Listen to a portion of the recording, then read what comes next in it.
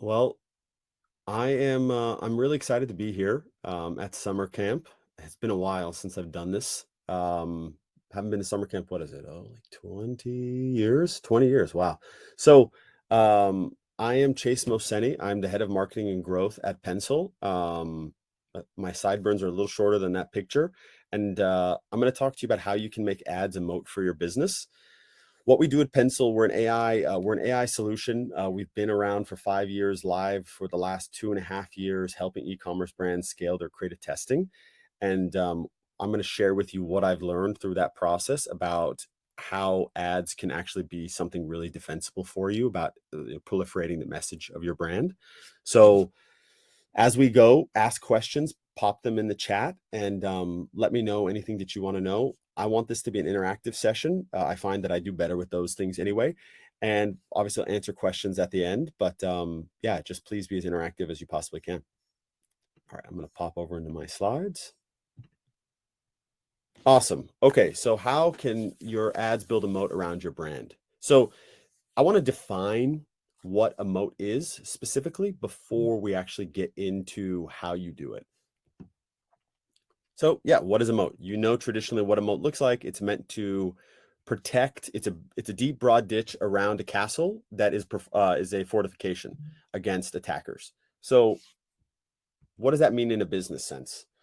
Well, it's their ability to maintain a competitive advantage. So everyone talks about different types of moats. I'll just use Meta as an example. Um, if you look at their entire whenever they file their earnings reports, their biggest moat is their actual ads business. All the other lines of business that they have actually haven't been that successful, but it's the greatest ad platform, many people would say, ever created, and that's a moat around their business so that they can kind of go back to that. They had problems with the metaverse. It wasn't producing revenue. They're able to just reinvest some of that capital, time, and energy back into ads. Earnings reports show that everything is going well. So let's go to the 4 different types of moats that I think about. One is network effects. That's not really something we're thinking about. Cost, not something we're thinking about, but cultural, also known as brand, definitely we can focus on with ads. And resources. Resources play a little bit into running ads, but that's kind of a downstream thing or an upstream thing, if you want to call it. At the center of all of this is really having cultural resonance. So why should you build this moat? That's something I think is really, really important to talk about. Why should you build a ad moat around your business? One is competition is always increasing. No matter what you think, you're going to always have people, incumbents, even if they're not direct competitors, they're always competing for eyeballs, whether it's in the ad, whether it's within your ads, within any other subset of marketing, you're always having competition. Also, total addressable market expansion, right? So the way I always look at ads is if you have a good enough ad unit and you have a competitive offer paired with enough budget to put behind it, you will get service on those ads and get eyeballs. What other channel do you know of out of paid advertising that you're going to guarantee eyeballs? Yes, TV is one of those things, but there's not a direct attributable piece of revenue or sale that is connected to that.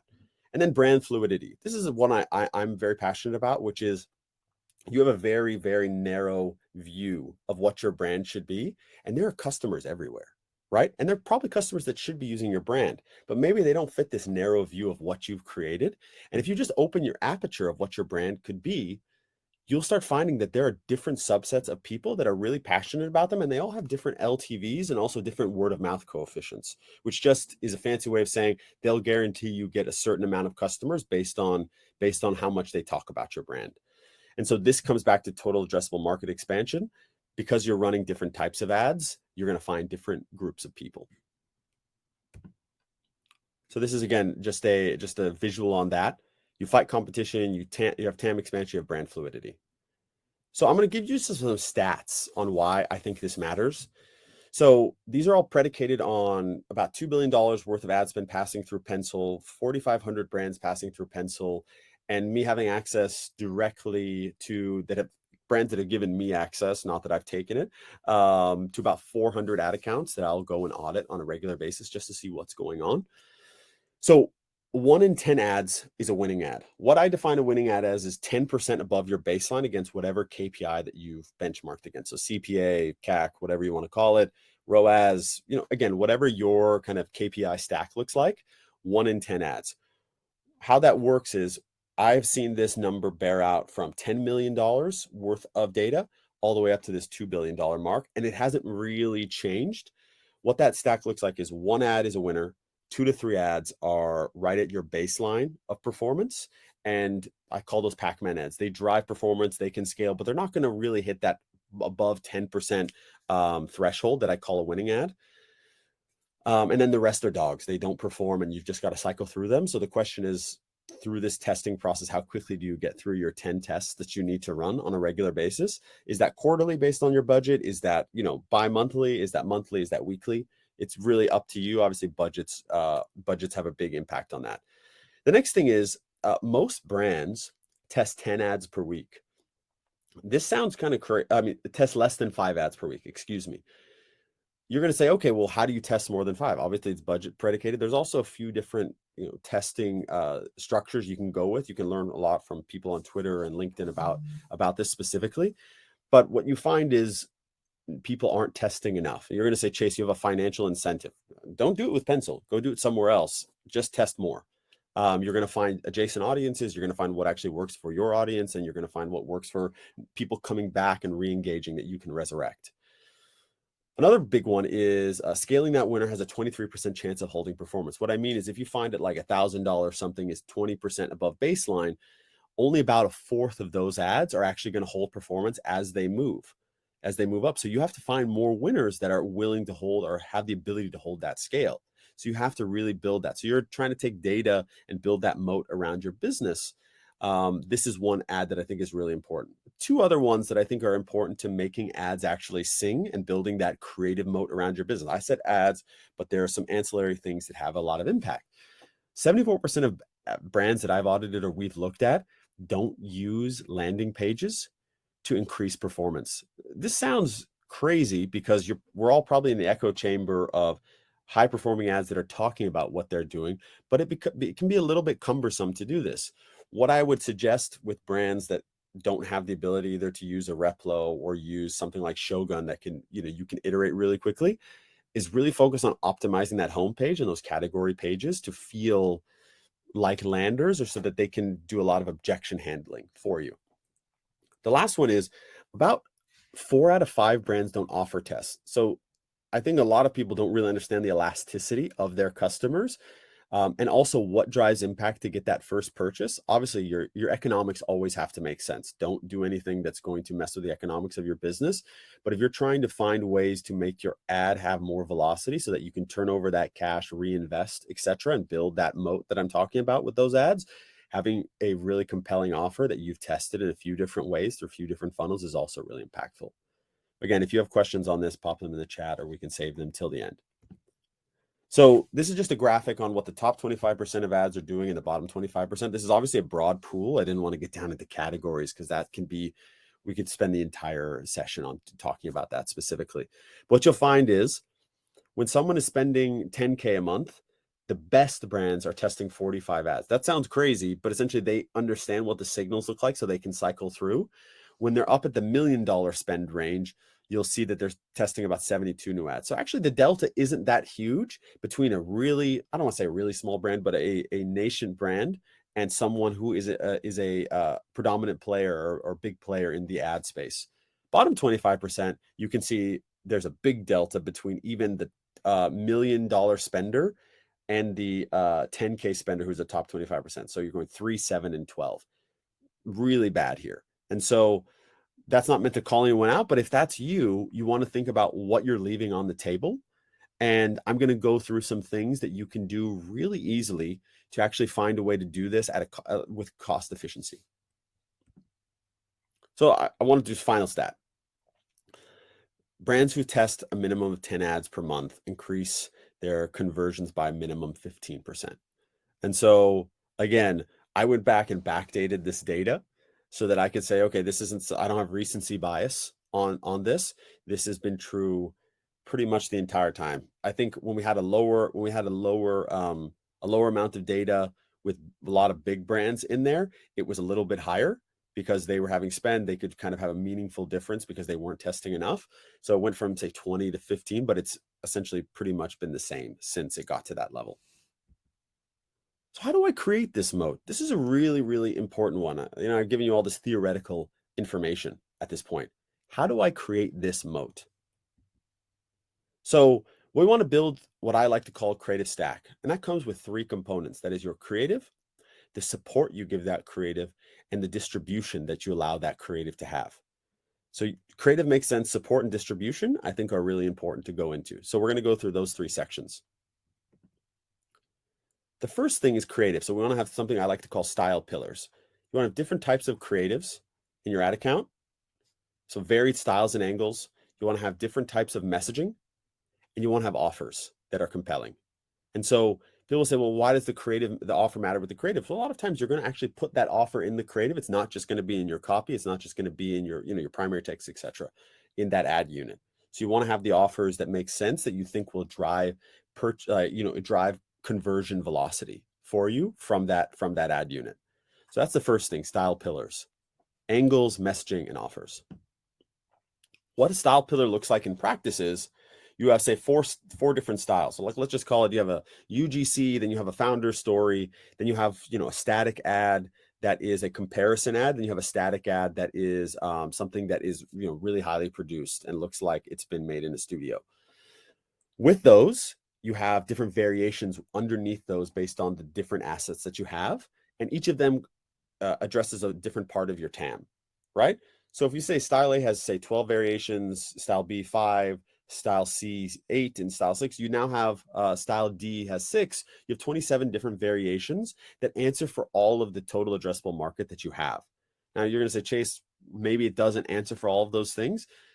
The thing is, you want to deliver the most value you can to the customers that should be buying, would be buying, and could be buying, right? So again, maybe it's a little airy-fairy in that way, but essentially you could have 1,000 customers versus 100. And what would that mean for your business if they're all valuable because they understand the value prop that you're providing based on a different variation or style that you've given them to interact with?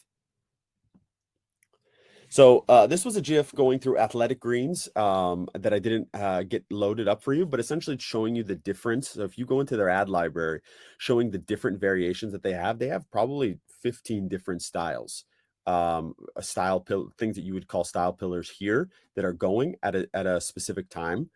What that does is allows them to cover a really wide variety of use cases and different types of customers that they can be using or interacting with. So support essentially is what is the infrastructure you need to actually hit those styles and angles that I was just alluding to. So there's a few different ones here. So you're going to have a creative agency. You're going to have creators that create UGC. You're going to use a UGC network. There are software solutions like Suna or Pencil that either can create assets or create variations for you. Maybe you have an in-house designer. Maybe you use a freelancer, and all of these wrapped in consumer psychology that you're, following someone like a Sarah Levinger and getting them to interact with and give you ideas about how you can be using these different ones or briefing them in the proper way. So practical support here. This is essentially how you would do it. So I'm going to give you a playbook of how I've done this with brands, how I've seen other brands do this. So let's just say you have an agency that creates 3 months worth of high-end footage in UGC. You get something like Suna to create really high-end product shots for you. You use Pencil to amplify those assets from 1 and 2, and you get, say, 50 variations of those. You then test all of that, and you take the learnings from points 1 through 3 to give your freelancer something to go do simultaneously. That freelancer, though, then goes and creates some lo-fi assets that work similarly in number 1, but now you're essentially you're getting a big margin on that because you've had the agency do the high level stuff. Now you can get the freelancer to do some stuff at a much better cost for you because you've tested what works in variety. You then say plug your assets back into something like Pencil or another, or you work with your in-house designer and you iterate on that. You can also use Canva to create those ads and test. Once you've cycled this a few times, you can then go back to your agency with the learnings that are specific. So you had to just test with them the first time. You can go back with specific learnings to brief them in a really, really meaningful way from there. So that's like a practical version. I've seen it done. I've worked with brands to do it. They've maybe used a different provider for UGC, or they've gone to something like Incense, for instance, to source some UGC. They've gone to something different than Suna. They'll do, the in-house photo shoots, etc. There's a few different ways to skin this cat, but this is like a little playbook to do that. Okay, distribution. Why does distribution matter? So this is kind of the third portion of why how you build brand as a moat. So why does it matter? You're channel constrained. So one thing that happens when you create ads is you can become just fully meta dependent. So I would always recommend that be the first place you start, because it's going to be the best one in terms of capturing or creating demand that you can capture in a really easy way. The next one is your guaranteed eyeball. So I mentioned this at the top, but essentially if you have a good offer and a good ad, you will be guaranteed eyeballs. And even if you don't, you're still guaranteed eyeballs because you've put yourself in the auction and said you will spend money, and they will spend your money. The next is, again, your total addressable market expands. So you need to be focused on this specifically. The one that I love, this is something I'm incredibly passionate about, but you have a higher chance of word of mouth the more that you focus on your ads being a moat for your business, and fixing up those, the two last things that I talked about, which is styles and how you support those styles to actually deliver against them. So word of mouth, again, means, hey, I've run these ads.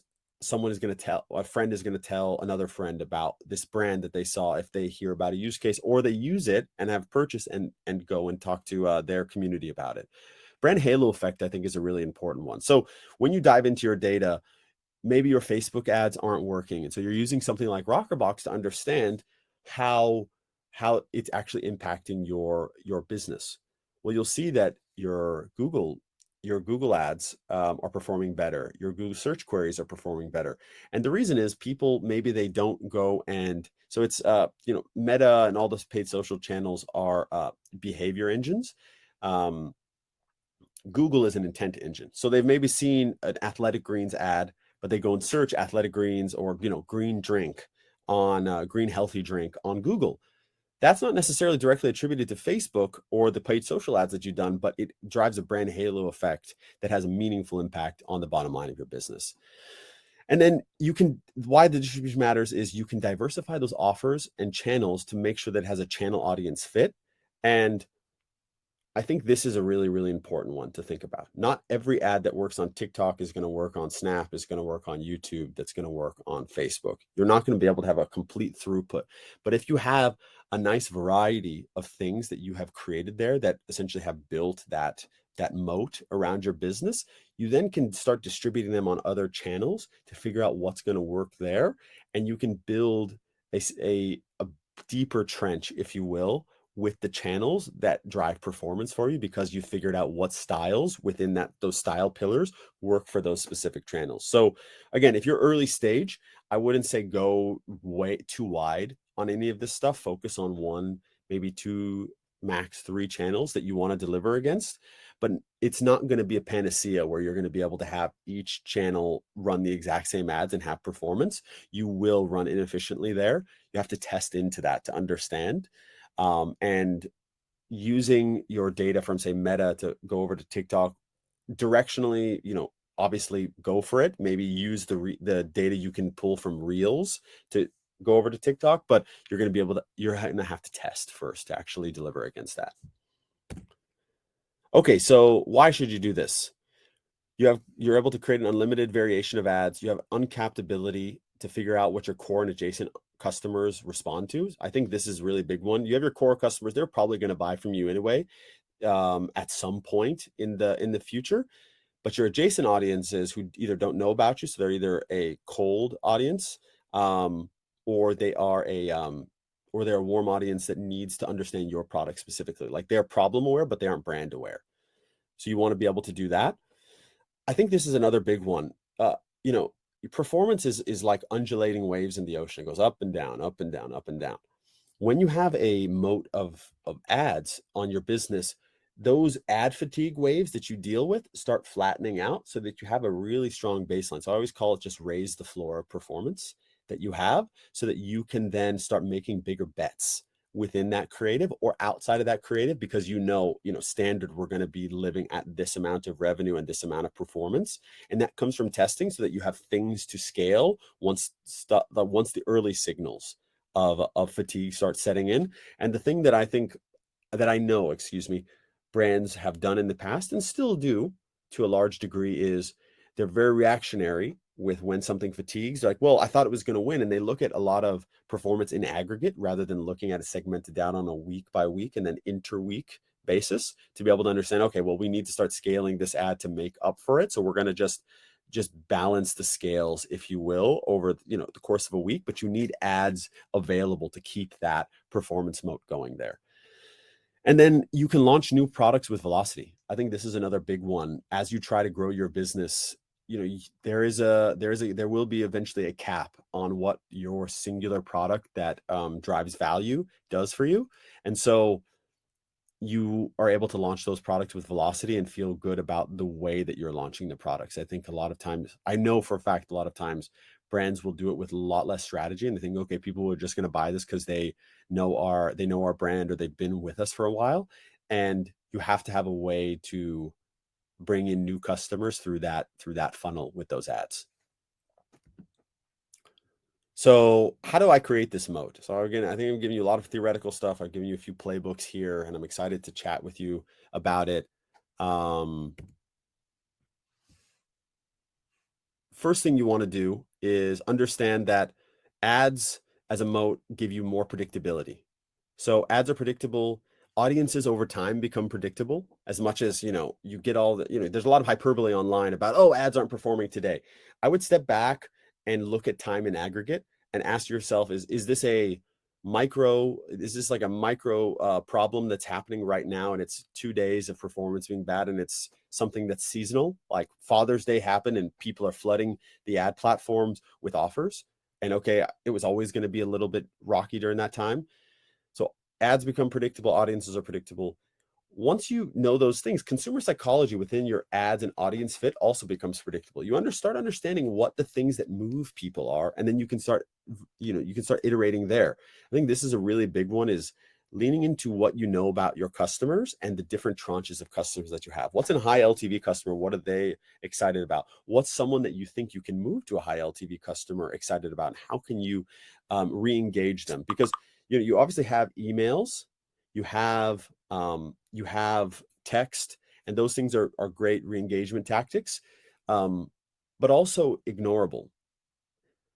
When you're in the scroll, yes, you can scroll past it, but it is a placement that you have purchased in something that they are directly interacting with. Email, they got to go look through it and they have 1,000 of them. Text, they'll just turn it off, especially when they see it's from a brand. Next one is it can unlock new offers with higher AOV and higher confidence. And then again, my favorite one, you guys are going to get sick of this at this point, is word of mouth becomes predictable based on knowing what ads are going to drive what for which customers within this audience fit that I've talked about. Okay, so the fun one, what tools to use to actually make this work for you over time.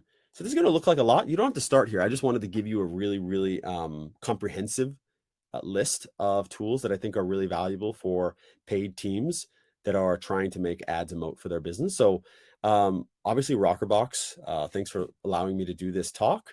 I think I really appreciate their analytical rigor and again, like I wrote, holistic channel view that you're able to layer over your individual creative testing. I didn't change the pencil one.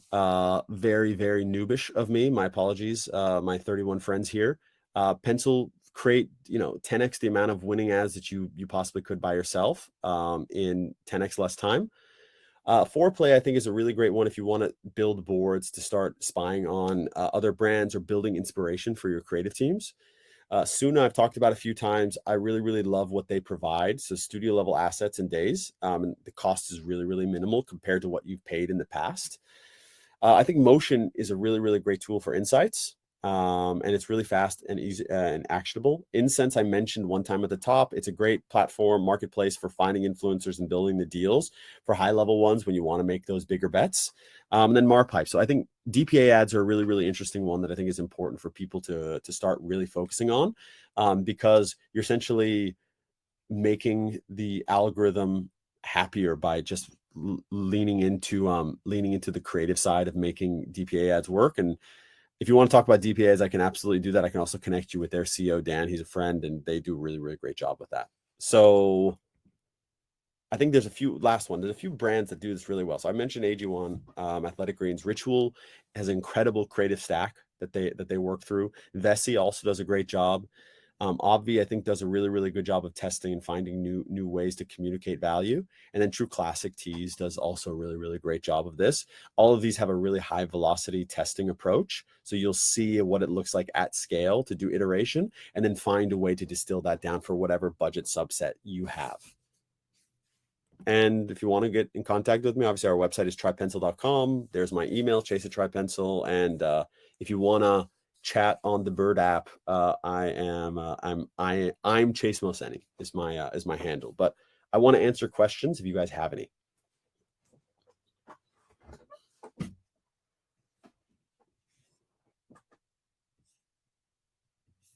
Thanks, Christian.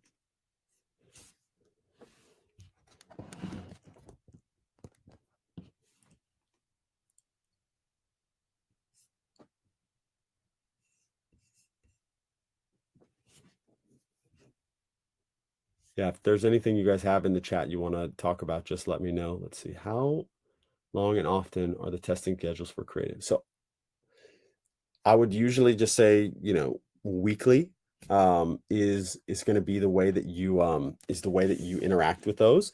But I call this like testing cycles. If you have a small brand and say you have $1,500 a week to test, instead of doing 10 ads at once, I would break it up into, say, a bi-weekly testing cycle, and just see what the signals of a winning ad have looked like, i.e., hey, I know that CPA is this and CTR is this, so can I get my click-through rate to this in these 3 ads that I'm going to run for 3-4 days and give them $750 of budget? So again, it's a little counterintuitive. Everyone's gonna say let it sit.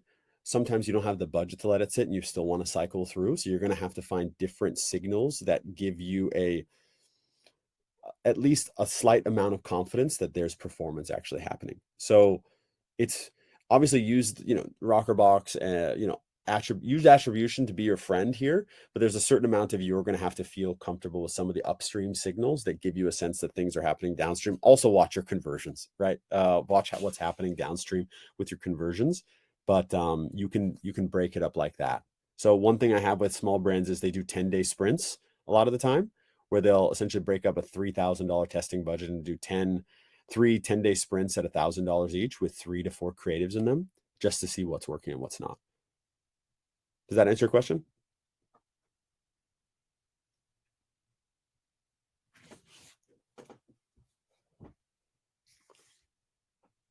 All right, let's see. For larger brands, I'll go to the follow-up and then I'll do Ashley's question. What KPIs, upper lower funnel, are used? Upper funnel, I think you're trying to, so I don't focus on CPMs that much, because it's really about like the density of the quality of the customers that you have that are coming through there. So really what I want to find is upstream, how many people are clicking on that ad. So what's the click-through rate? I think is still a really important one. And everyone's going to burn me at the stake for that. And then obviously downstream is like what's conversion, and what's the AOV of that conversion, I think is really important, because you're trying to give a quality score to those ads. So upstream, CTR, downstream, the cost of that conversion, and then the quality of that conversion, i.e. their AOV. Okay, so Ashley, for larger brands with larger budgets, how does creative testing balance with campaign testing?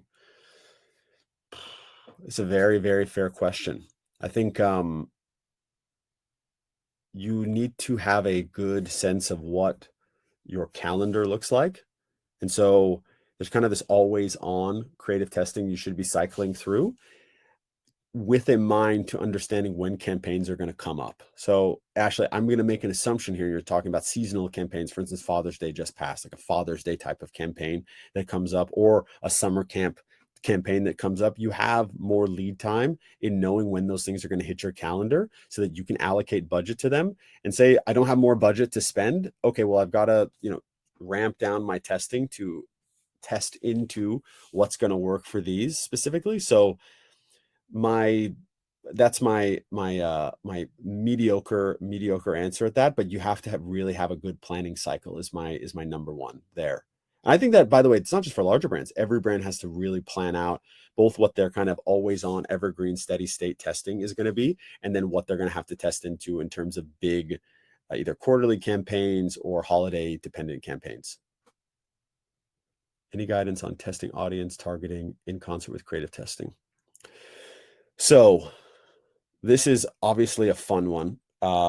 And there are a lot of differing opinions on this. My general rule of thumb is you've got to find out what works for you and what drives business impact for you. Everyone's gonna say, do broad audiences, do this, I don't want to get too dogmatic about that kind of stuff.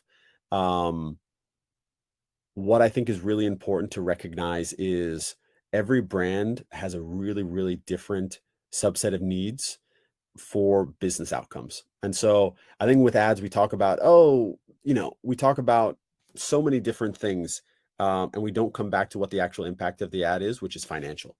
And so what I would do is I would back into what you need the ads to do, and then understand what audiences provide that at the beginning and use that as the core of your strategy, and then work out from there. Most people say, okay, I'm going to go broad and then I'm going to drive down long-term with my strategy. I don't think that's a meaningful strategy when you're just starting out. You have to find different ways to do that. So I'm giving you kind of a non-answer, but the biggest one is understand your business, what your business needs, and then understand what audiences make sense for that. So if it's a 3% lookalike that delivers against a 3% add to cart lookalike in the US that does that, do it. You have to make your business win today. But over time, you want to work outwards because that's how your business will grow. Chris, great point on differentiating seasonal. Yeah, absolutely. Something you learned over time. That's one of those battle tested ones that didn't understand at the beginning. But yes, absolutely. These are great questions, guys. I hope keep them coming. We still got 25 friends in here. So if you guys have anything, I will not be answering Twitter DMs for 3 days. So you better get them in now.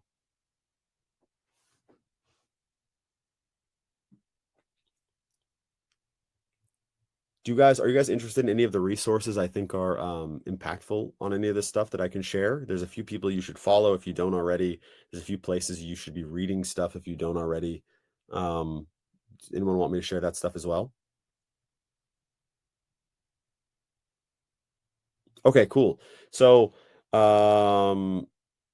one thing I think is really, really important is cross-training in all of this. So a lot of people say like, well, what's all the D2C information? I think a lot of people in tech are providing incredible information that's really impactful, thinking about, your marketing holistically, and then also how it impacts downstream. So one article I really love that is B2B focused, but I'll share it here in this chat with you, is from MKT1. And it is about how funnels aren't dead. So here is this newsletter here. Another place I think everyone should be reading content from is their blog here. There's a lot of stuff that probably won't be applicable, but there are a few things in here. One is about growth loops that I think is really important that can apply to ads, from Reforge. One person, he's a friend, but also he does incredible work that I think his YouTube is great, is Charlie. Some of the stuff you're probably not going to fully agree with, and that's okay. But the idea is that he gives you a way to think about them. Another one is right here. I should have put these in the actual presentation. That's my bad. Here, and then I think one person who I was talking about consumer psychology a lot, and I think it's important for everyone to be focused on this. It actually will have outsized impact upstream and downstream for your business. The person to be following on this is Sarah. So Some of these are probably things you haven't heard of. A few of them are people you do know, but these are some really great ones to get started. And then in terms of making UGC, I think Barry does an incredible job. And one thing I think all people thinking about ads and building the moat of ads should be thinking about is conversion rate optimization. Now, people say, oh, that's just your landing pages. Every part of your business needs to be conversion optimized. And so that's kind of what we're talking about here. And so one person I think you could be following that does a really great job of delivering value here is Dylan Ander. So these are a few resources I lean on, a few people I lean on for information. There's a whole host more. So if you like, I'll obviously build an entire resource for you guys of what I think is great in this space that you can deal with. So if you guys give me a +1 on here, I can create something, give it to the Rockerbox team and they can share it out. But they've created a bunch of great content as well. We have a Pencil as a newsletter where we talk about this, but I'm not going to plug that. So yeah, that's a few different resources there. I know we're scheduled, by the way, for another 22 minutes. So I am here for you specifically to answer any questions. There's not a question. This is something I learned a long time ago. There's no question that is too small to ask, especially if someone is here. You know, I'm just going to be sitting here. If you guys all leave, I'll just be sitting here until my next call. So any questions you have, please feel free.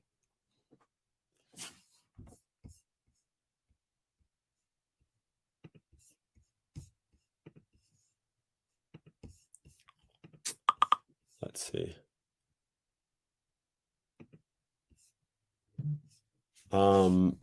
Okay. Oh, best ad story.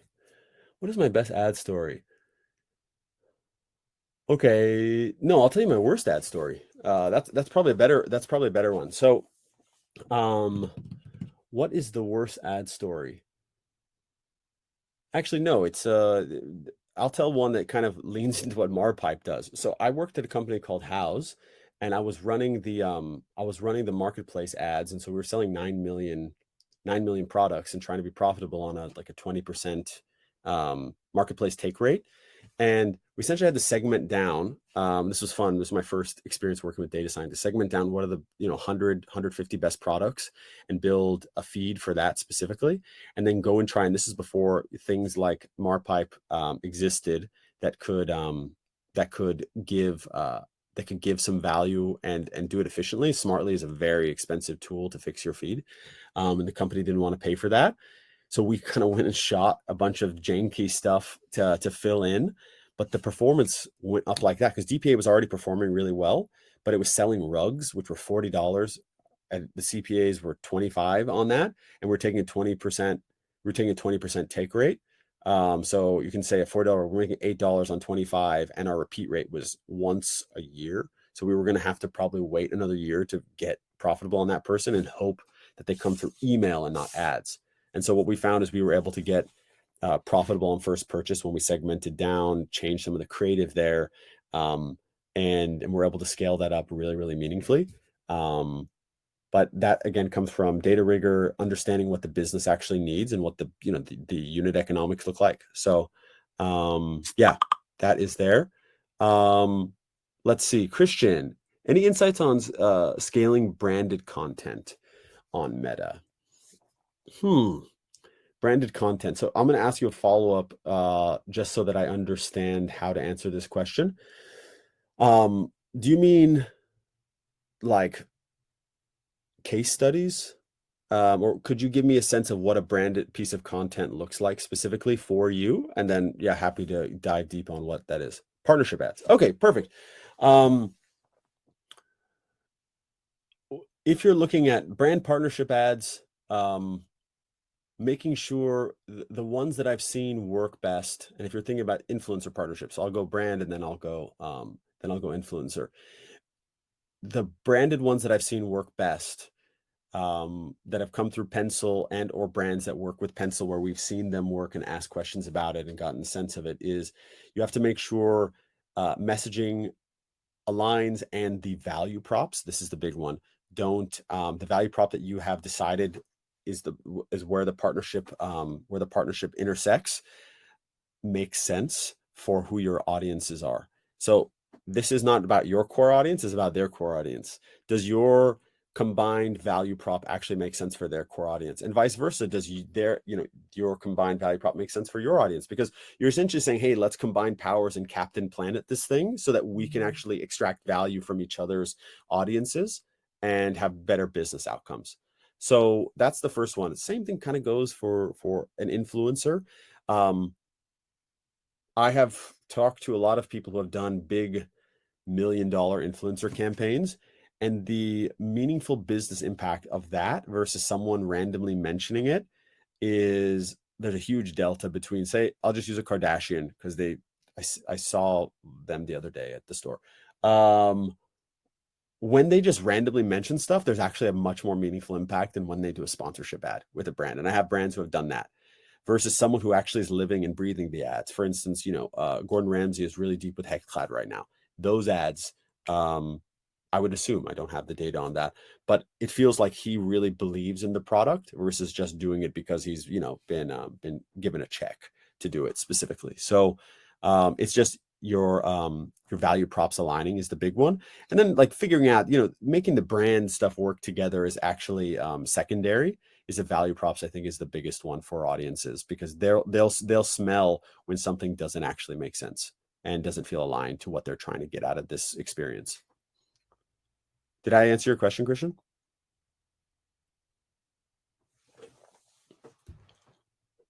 Cool. AI-based approach for creatives. Okay, so AI is not going to solve your problems ever. I've been in it. I am an AI OG at this point, and I want to just say that off the bat. ChatGPT will not solve your problems. It will just make your life easier. If you don't have a directly applicable idea of how you're going to use it specifically. So everything comes from prompting. So Pencil will work if you give it the right assets. And so you could come in with 100 assets. You haven't thought through how they work together. You haven't kind of storyboarded them in your mind. What Pencil will do is it's a factory without a good design, whatever it is for whatever product it is, a Tesla car, a Viore set of pants, whatever it is, can't make anything. So similarly, a system, ChatGPT, Pencil, cannot do anything without the design that you're putting in front of them, i.e. the assets that you bring in and the assets that you then curate to brief the system or prompt the system.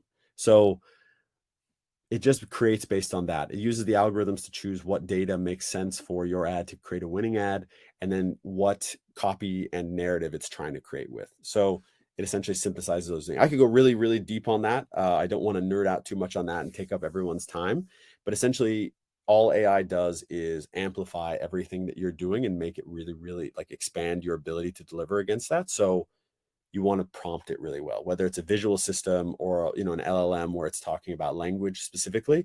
Make sure the prompt makes sense and that you have fenced it in with the brand specifications that you need. Most brands that succeed on Pencil have been thoughtful about the assets they put in.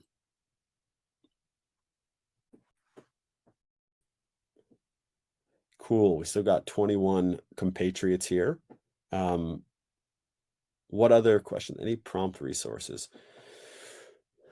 Interesting question. There's so many at this point. I think there's some more directories almost that I like, but they're more for AI tools specifically. That's what I've been focused on, is just looking at what tools are out there.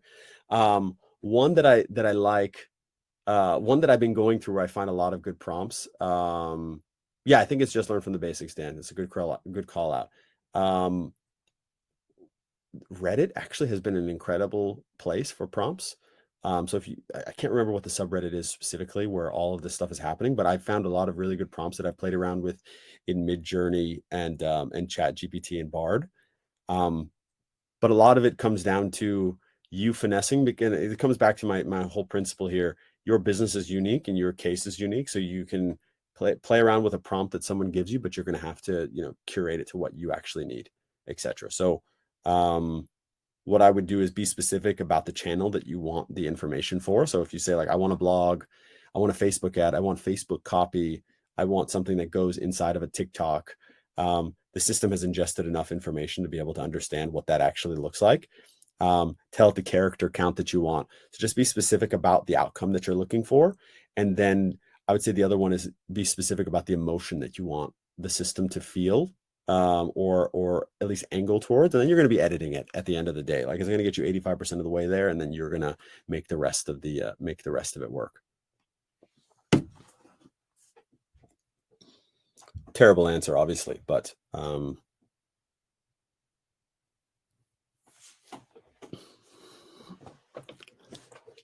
any advice on optimally serve a brand story video ads to drive awareness?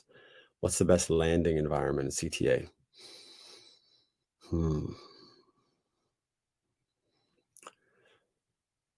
My first response to that is just to understand that you want to get your whole team on side with a brand awareness campaign. As long as they understand what the implications of that are in terms of capital resources against performance downstream. So that might be more of like a, hey, leadership, we just want you to understand we're doing this to get some visibility to this branding initiative that we have, so that we can first see if it makes sense with velocity, and also what we can dial down, what we can drill into from a performance perspective, kind of in the second or third iteration of this. So that's the first thing. It again is channel specific, so it really depends on where your audience is. The landing environment, I think you want to probably segment it to two things, again, predicated on budget and how much you're going to be able to invest in those ads. You want to just see what happens with those branded people if they come into your homepage and your homepage experience, and if you've delivered against that brand story with your kind of stuff that's above the fold, to see if there's any sort of like what the bounce rate actually is off of that, and how much that's an exit page. The second one in that landing experience is like do a branded landing page that really focuses on the value prop that you're espousing in that ad specifically. And I think the CTA is going to be unique to kind of how you communicate with your brand, but it's essentially another version of learn more. Because what you want them to do, if you're going for a branding campaign, what you're trying to get them to do is just buy into your message so that they start playing around with your product a little bit. And so the way I kind of look at all of this is like a stack of warming people up. There are people who are cold and they are not aware of anything. Then there are people who are problem aware, and there are people who are solution aware, and there are people who are brand aware. And so the brand aware people, you don't have to worry about this campaign with, but it's the people who are like in that first three categories that you're trying to get them across the line. And so it's bringing them into a place where they can dive deeper into what they've seen in your branded ad, and they can learn more about the product that you're trying to get the brand campaign to push. Did that answer, Alexandra? Okay, great. Thank you. It's a great question.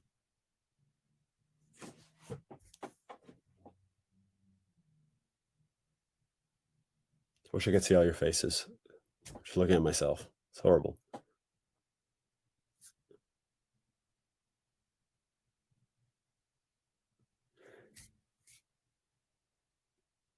Anything else you guys have been thinking about, whether it's how to draw, ads, how do you do lead ads? How do you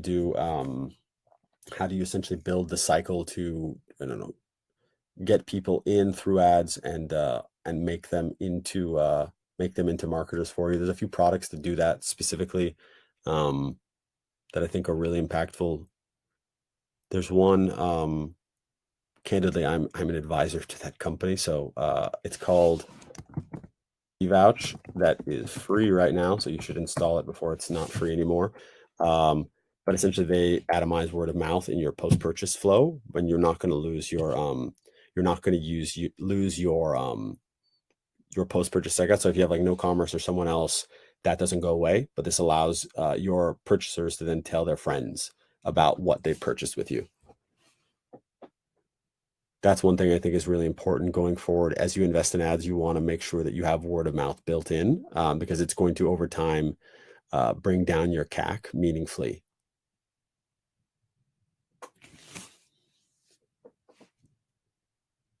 Thank you. Hey, I figured you didn't have to be here alone. Oh, I love it.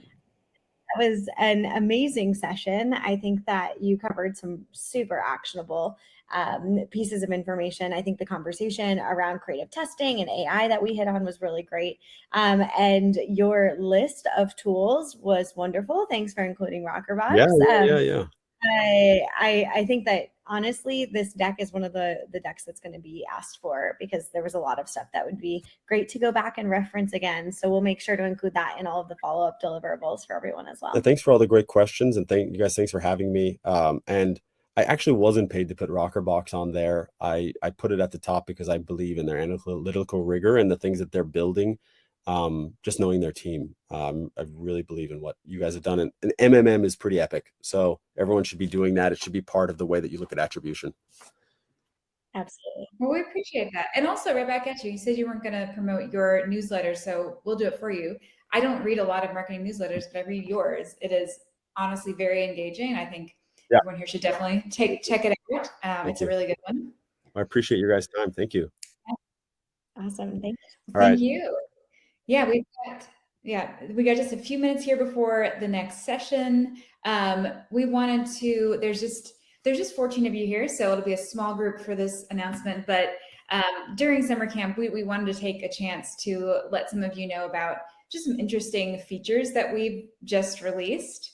We may say this again in another presentation, but it ties into Chase's presentation as well. If you're a Rockerbox customer, you might have seen it already, but we just added platform performance benchmarks to our product. So you probably already knew that we had spend trends in there, so you could get a sense of where advertisers like yourself were spending their money. Now you can not only see that, but you can also see things like ROAS and CPA on Facebook, and also CPM, CTR, CPC on other platforms, and get a sense of how other people are performing, and then compare that to your own performance. And those are free. Those are actually available on a free Rockerbox account. I'll just link that sign up page here for anyone who's not yet a Rockerbox customer and just wants to look around at that. So just a quick little announcement to this very intimate little group.